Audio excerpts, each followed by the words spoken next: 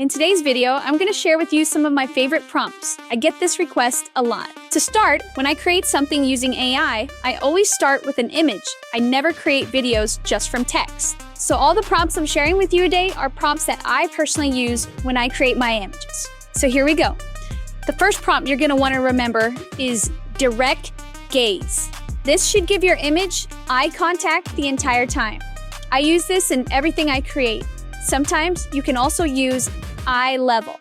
The next few prompts are used for different angles. 90-degree profile angle, 45-degree angle, angle from behind, angle from below, close-up, top-down perspective. This will give you different angles, and if you have a reference image or an image prop, you'll do it of the same image in Midjourney and with Nano Banana. Next prompt. Mention footwear to show a full body image like sneakers or barefoot.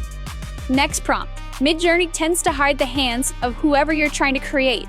So instead, add the following sentence, speaking while moving his or her hands, arms, and fingers. If you're making a video from an image and you don't want the camera to move, say static camera. Another prompt I use quite a bit is deep focus. This will put your background out of focus. Lastly, when it comes to backgrounds, I like to say messy background or cluttered background. This gives the viewer more things to look at, and it makes it harder for the viewer to recognize the space, and that if things move, things don't exactly match up, and it's harder for the viewer to tell. This is a little trick I like to do. On occasion, I'll add a light in the background and say low lit, or I'll add something in the foreground to help with the depth of field. An example would be deep focus, messy bedroom, microphone on desk, like doing a podcast, low lit. I don't usually tell the AI what I don't want.